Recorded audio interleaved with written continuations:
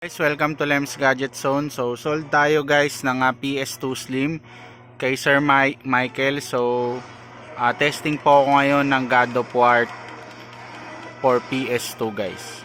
So, ito yung mga kasama ng unit sir. So, ito po yung unit sir, yung PS2 mismo. Then, ito yung isang controller, tinetesting ko yung brand new. Then, ito pa po yung isa niya. So, ang setup niyan sir, dapat naka-insert yung memory card. Tapos yung external hard drive dito sir. Sa USB slot ng PS2 nyo, yung external hard drive. Then ito po yung AV cable yung sa TV. Then ito po yung connector o yung power brick ng PS2. Ayan po. Then ito po yung audio jack. Okay sir? So yan, balik tayo sa game. So namatay siya. So pagka magpapalit ng game sir, ganito lang. Press nyo lang to, pindutin nyo lang yung power button. Tapos babalik kayo sa pre-Mac boot menu. So, paglabas niyan, lalabas agad yung mga list of games, sir. Yan. So, pagka nagganyan, press X nyo lang. Tapos, yan na yung mga list of games, sir. So, press nyo lang yung R at saka L sa controller para maglipat ng game.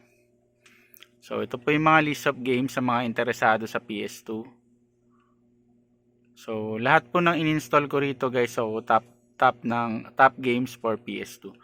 So for example, SSX Tricky. Kasi ito talaga marami nagre-request. Press circle to run.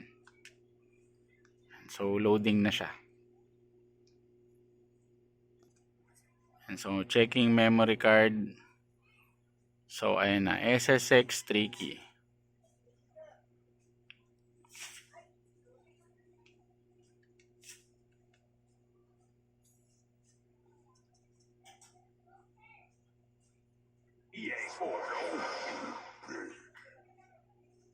Yan. So, kung gusto nyo makapaglaro guys ng SSX Tricky or PS2, message nyo lang ako. So, meron tong 100 plus games na PS2 Slim.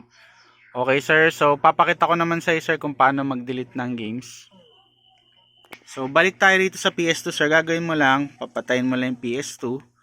Then, tatanggalin mo lang tong memory card. Tapos, i-open mo ulit. So, kapag natanggal mo yung memory card sir, ganito yung lalabas sa PS2. Sa screen.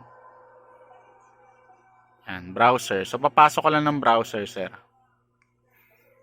Tapos, wala ka nakikita. So, gagawin mo, insert memory. So, ito yung memory card, sir. I-insert natin. Yan. So, mapapansin mo, meron ng memory card dyan, sir. So, okay. So, to sir, itong Ultimate Ninja 5 na Naruto, ito yung save. Kapag lalaroin mo yan, sir, complete na yung characters. Ilo-load game mo lang yung unang-unang save na makikita mo, then malalaro mo na sa pre-battle yung mga unlockable characters sa Naruto Ultimate Ninja 5. So, nasa yun yan sir kung gusto mo i-delete. So, ito lang naman ang ingatan mong wag mabura dyan sir. Itong 1, 2, 3, 4, 5, 6, 7, 8, 9, 10. 10 files, okay? So, meron ka pang 2 MB na free sa memory. So, ganun lang naman ang gagawin mo sir. So, ang mga buburahin mo lang yung mga ganitong icon katulad nitong game na Naruto. Okay?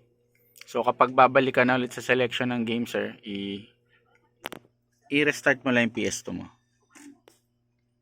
So, once na restart mo na, sir, ilo-load niya lang ulit yung pre-Mac boot. Then, babalik ka na ulit sa mga listahan, sir, ng games. Ayan, sa OPL, press X. Okay, sir, so yan na po yung mga list of games.